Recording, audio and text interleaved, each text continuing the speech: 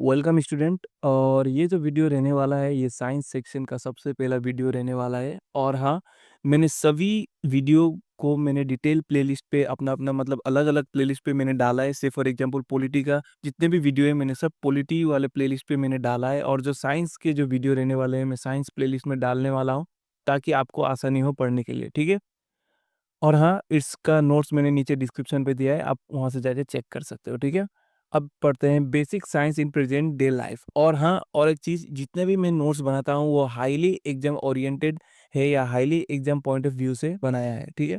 तो इग्नोर मत करना इस चीज़ को। और जितने भी मैंने नोट्स बनाया है मैंने बहुत रिसर्च करके बनाया है, और प्रीवियस क्वेश्चन के पैटर्न है उनको एनालिसिस किया है। ठीक है। Science has become an inseparable part of modern living. From the food we eat to the medicine we take, and from machines we use to the satellite that explores space, science defines progress in every sphere of human life. This chapter explores how scientific principles work silently around us every day. यानी इस chapter पे हम basic science जो scientific principle हमारे day to day life में कैसे काम आते हैं उसके विषय में हम पढ़ने वाले हैं। सबसे पहला है chemical reaction in daily life. अब कौन कौन से केमिकल रिएक्शन हमारे डेली लाइफ में होते रहते हैं। ठीक है। अब हम इस चीज़ जो नीचे है इधर इसमें सब बेसिक बेसिक चीज़ें हैं, लेकिन ये एग्जाम पॉइंट ऑफ व्यू से बहुत इंपॉर्टेंट है।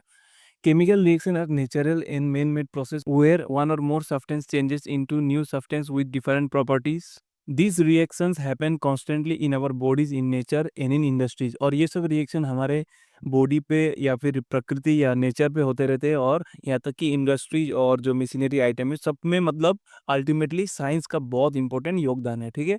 अब सबसे इम्पोर्टेंट और जो हम बचपन से पढ़ते आ रहे हैं सबसे इम्पोर्टेंट एक प्रोसेस है जो प्लांट में होता है, वो है फोटोसिंथेसिस। अब फोटोसिंथेसिस क्या है?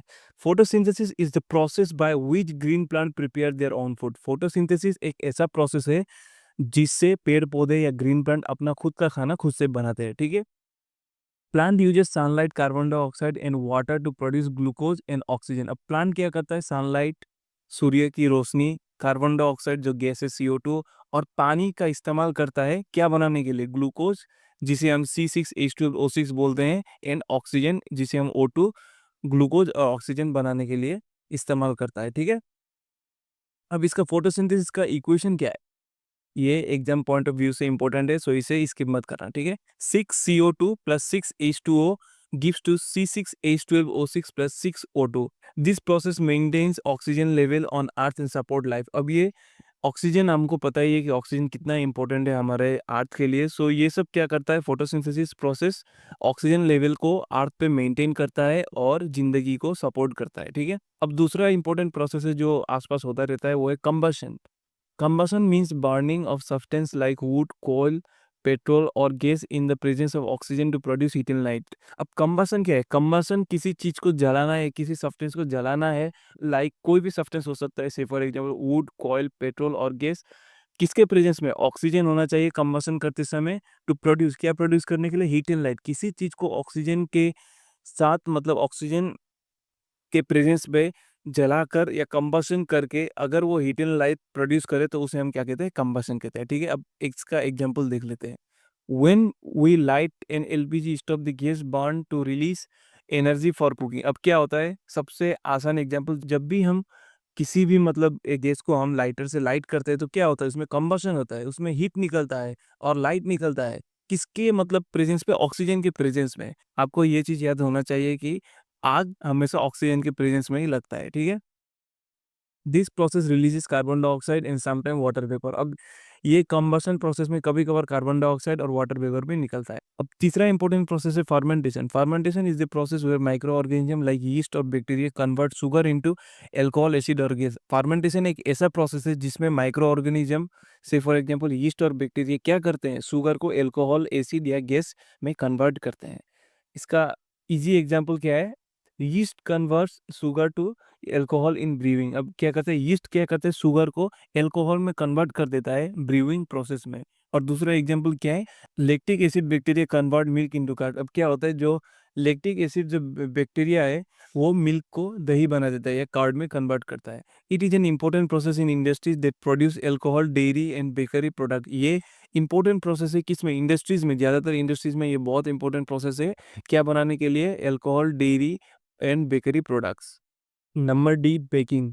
Baking involve several chemical changes. अब बेकिंग में क्या होता है, सेवरल केमिकल चेंजेस का इन्वॉल्वमेंट रहता है।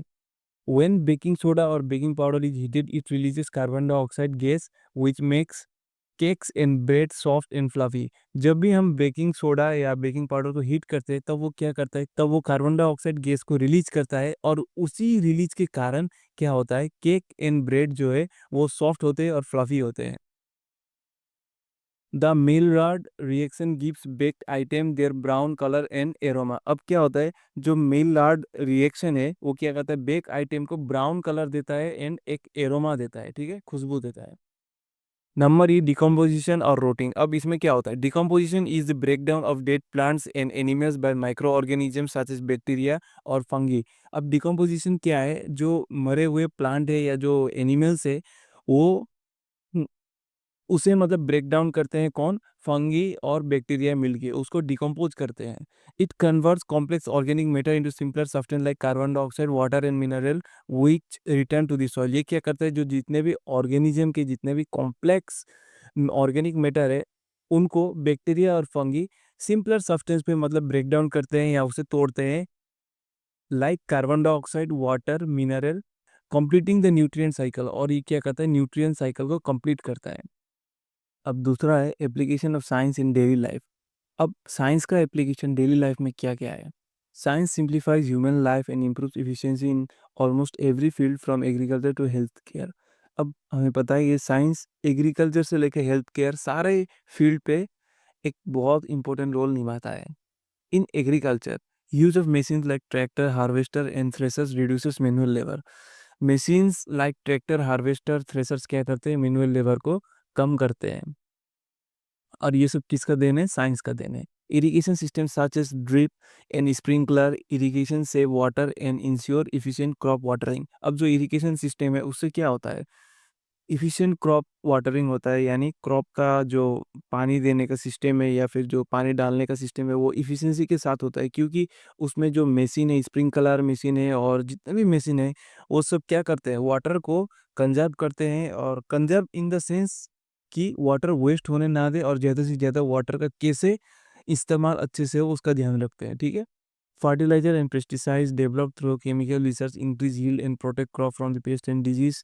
पता ही है फर्टिलाइजर और क्या बोलते हैं, पेस्टिसाइड्स क्या क्या करते हैं। Biotechnology helps create disease resistant and high yield crop variety. Biotechnology क्या करता है, डिजीज रेजिस्टेंट और हाई यील्ड क्रॉप वेराइटी को बनाने में मदद करता है।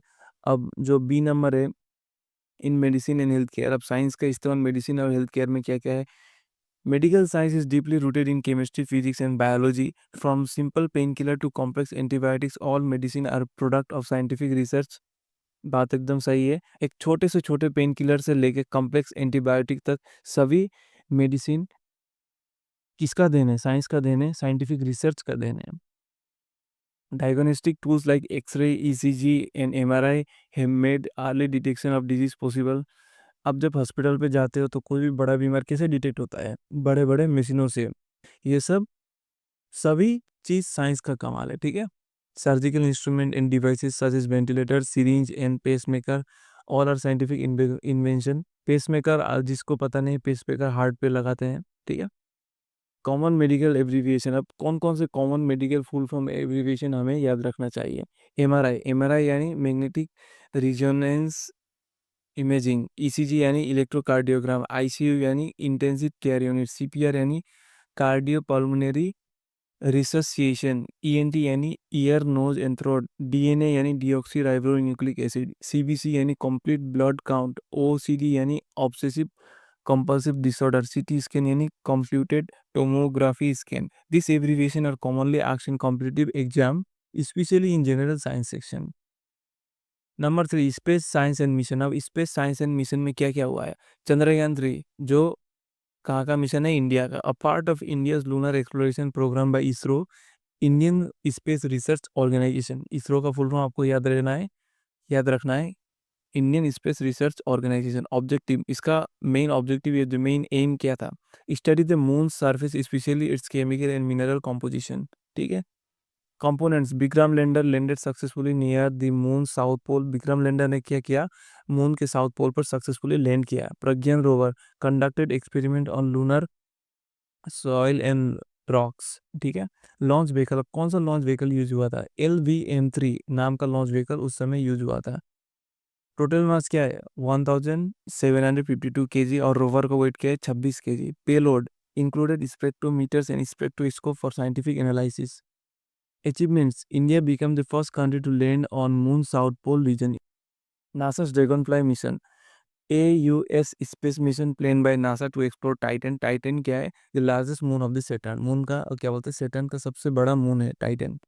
लॉन्च ईयर, अब ये कौन मतलब अब ये किस ईयर पे लॉन्च होगा? 2027 पे, और वो भी एक्सपेक्टेड है, ठीक है। थोड़ा बहुत इधर उधर हो सकता है। Arrival year around 2034 at cell crater region. अब ये 2034 तक वहाँ पहुंचेगा, ठीक है। 2027 में लॉन्च होगा, 2034 यानी कितने साल का डिफरेंस है? इधर 4 उधर 3, 7 साल में वो टाइटन पे पहुंचेगा, ठीक है।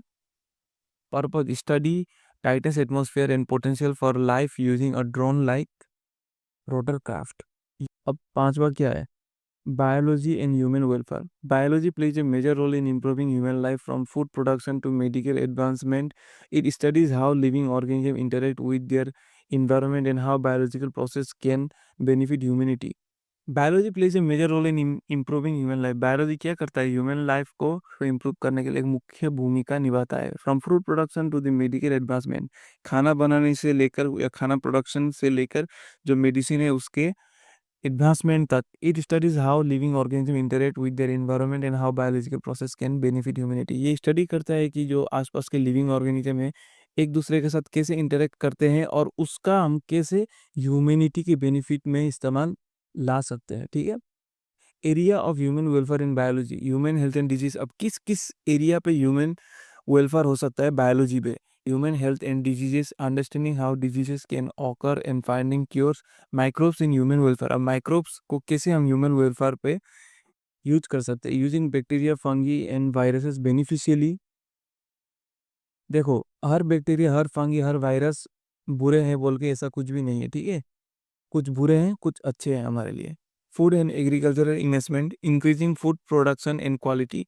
Application of biotechnology. अब क्या क्या है एप्लीकेशन बायोटेक्नोलॉजी का? Field diagnostic, example blood test, hormones, immune protein. Therapeutics, antibiotics like penicillin, tetracycline, interferons. Agriculture, example क्या क्या है? Crop improvement, pest resistance, plant. Industrial में बायोटेक्नोलॉजी का क्या क्या बोलते हैं? एग्जाम्पल है enzymes like lipase and amylase, biofuels. Food processing में क्या क्या है? चीज, योगर्ट एंड सॉस बनाने में हमें काम आता है।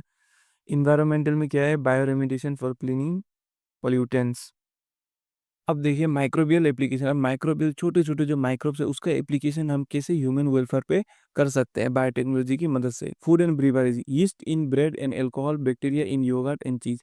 यीस्ट क्या करता है? ब्रेड और एल्कोहल में काम आता है, और बैक्टीरिया क्या करता है? योगर्ट और चीज बनाने में काम आता है। Biofuels, production of bioethanol, biodiesel and biogas using microbes. अब माइक्रोब्स की मदद से हम बायोइथेनॉल, बायोडीजल एंड बायोगैस बना सकते हैं। Biopolymers, microorganism creates materials like PHA using eco friendly plastic. अब जो माइक्रो ऑर्गेनिज्म जो पीएचए बोल के इको फ्रेंडली प्लास्टिक बनाता है वो सब किसका देन है? बायोटेक्नोलॉजी का देन है, ठीक है। Biochemicals, microbes produce substance like lactic acid, butanol and acetone using industries. अब माइक्रोब सब्सटेंस क्या क्या प्रोड्यूस करते हैं इन बायोकेमिकल सेक्शन पे? लैक्टिक एसिड, ब्यूटेनॉल, एसीटोन, और बहुत कुछ हो सकते हैं जो बड़े बड़े इंडस्ट्रीज पे काम आते हैं।